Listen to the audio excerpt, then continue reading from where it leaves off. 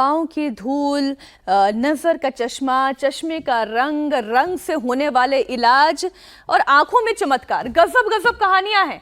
भक्तों को क्या क्या लगता है वो आपको बताती हूँ। भक्तों को लगता है कि बाबा नारायण साकार हरि की आंखों में कुछ है। आंखों में क्या है जरा सोचिए। कुछ लोगों को यह लगता है कि बाबा अपनी आंखों में उल्लू का काजल लगाता है और उसी में शक्ति आती है और इसकी वजह से सत्संग में आए हुए सभी लोग उनकी तरफ आकर्षित हो जाते हैं, खींचे चले आते हैं। आपने अगर हिप्नोटिज्म के बारे में थोड़ा बहुत सुना होगा या कभी किसी काबिल व्यक्ति को आपने पढ़ा होगा तो हिप्नोटिज्म की बात की जाती है, हिप्नोटाइज भी किया जाता है, ये भी एक आर्ट होती है। लेकिन उसमें उल्लू के काजल की बात तो कहीं भी नहीं है। लेकिन लोग कहते हैं कि बाबा उनकी परेशानियों को अपनी शक्तियों से दूर कर देते हैं क्योंकि वो उल्लू का काजल लगाते हैं। हमारा नाम अच्छा, क्या फायदा? हम 1 लाख रुपए देंगे आपको। बोलो चुप हो आप। जब हमें सिर्फ शरीर के हमें सिर्फ फायदे हुए यहाँ से आने से, यहाँ से जुड़ने से। क्या दिक्कत थी? हमारा बच्चा परेशान रहता था है तो वो भी सही हो गया है और हम भी परेशान रहते वो भी हम सही है गई। परेशान मतलब? अरे जय तकलीफें जय आती रहती, परेशानी के जय घर कलेश जय परेशानी आती रहती। अब आप भी एक उल्लू ढूंढना शुरू कर दीजिए और उसकी आंखों का काजल अपनी आंखों में लगा लीजिए। हो सकता है आपकी भी तरक्की के द्वार खुल जाएं। खैर, ये अंधविश्वास है। बाबा ने इन लोगों का इस तरह से ब्रेन वॉश किया है कि ये लोग उसे भगवान मानने लगे। जरा सोचिए, जो सुदर्शन चक्र श्री कृष्ण धारण करते हैं, भगवान विष्णु धारण करते हैं, सूरजपाल ये दावा करता है कि वो सुदर्शन चक्र उसके पास भी है। सूरजपाल सुदर्शन चक्र घुमाकर पाखंडियों के नाश करने का दावा करता है। बाबा अपने भक्तों के सामने फर्जी चक्र दिखाकर कहता है कि वो तो प्रलय ला देगा। बाबा कहता है कि अधर्म का विनाश कर देगा। बाबा भक्तों को कहता है कि उसके सपने में महादेव आते थे। महादेव ने उन्हें इस दुनिया से अधर्म को खत्म करने के लिए कहा है।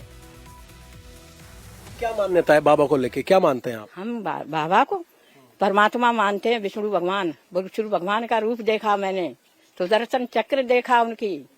कब देखा आपने, क्या देखा, पूरा बताइए। शुरुआत में पहले झोपड़ी पड़ी थी यहाँ पर, तब कुछ नहीं था। पहले जब शुरुआत में प्रभु आए, विष्णु भगवान के रूप में दर्शन दिए।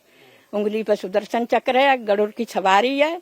अब मेरी इच्छा हुई, अब प्रभु को मैं तो परमात्मा इन्हीं को मानती हूँ। बाबा अपने भक्तों के मन में ये बैठा चुका है कि वो चमत्कारी है, सब कुछ वही है। यहाँ तक कि उसके पैरों की धूल भी, बाबा अपने पैरों की धूल से बीमारियों को खत्म करने का दावा करता है। यूपी, हरियाणा, राजस्थान, दिल्ली, उत्तराखंड और कई राज्यों से लोग इसी धूल के लिए उसके सत्संग में आते हैं। 2 जुलाई को इसी धूल की वजह से हाथरस में इतना बड़ा हादसा हो गया। बाबा की चरण रज पाने के चक्कर में भगदड़ मच गई। हादसे में 121 लोगों की मौत हो गई। इतना कुछ घट गया, लेकिन आज भी बाबा के भक्तों की संख्या में कोई कमी नहीं आई है। भक्त तो ये भी मानने के लिए तैयार नहीं है कि इस पूरी घटना में बाबा भी दोषी हैं, वो भी जिम्मेदार हैं। मैं ये कहना चाहता हूँ, जैसे कि मीडिया कुछ भी बोलते हैं ऊपर नीचे, हमें मतलब नहीं उससे। जो भी जैसा बनना है बोल रहा है।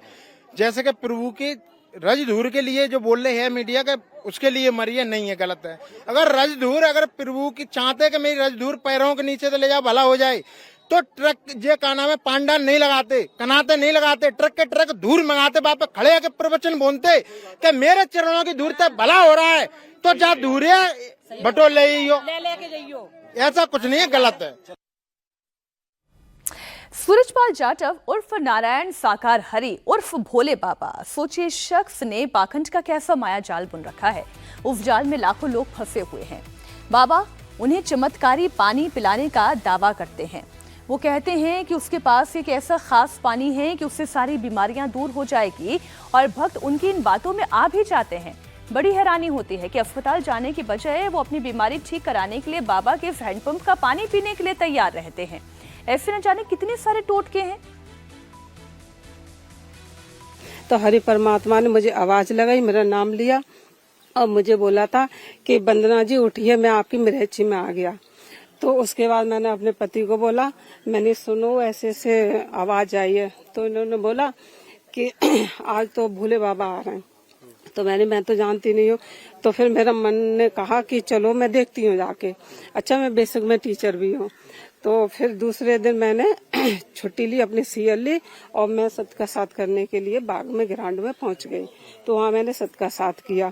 उसके बाद में जब फिर मैं शाम को सोई तब हरि परमात्मा फिर आए थे मेरे पास और फिर उन्होंने बोला था कि वंदना जी मैं आपकी मिरेची से जा रहा हूँ। फिर मैंने उनको गाड़ी में बिठाया, उनको विदा किया है। उसके बाद मैं तन मन से जुड़ गई। कई बार ऐसा लगता है कि क्या लोग सपना देखते हैं, इस तरीके की बातें करते हैं, ये कैसा माया जाल है और पढ़े लिखे लोग इस माया में क्यों फंस रहे हैं, इस जाल में क्यों फंस रहे हैं।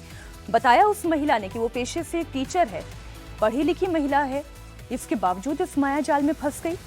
बाबा इस तरह के कई चमत्कारी दावे करता है जिसके चक्कर में भोले भाले लोग उसके जाल में फंसते हैं। बाबा के भक्तों को ये लगता है कि उसके कासगंज वाले हैंडपंप से भी चमत्कारी पानी निकलता है, हैंडपंप के पानी से रोगों का निवारण हो जाता है। तो अस्पतालों पर लगा दीजिए ताला, वैद्य पर जाने की भी जरूरत नहीं, किसी नीम हकीम की जरूरत नहीं, जाइए और हैंडपंप का पानी पी लीजिए।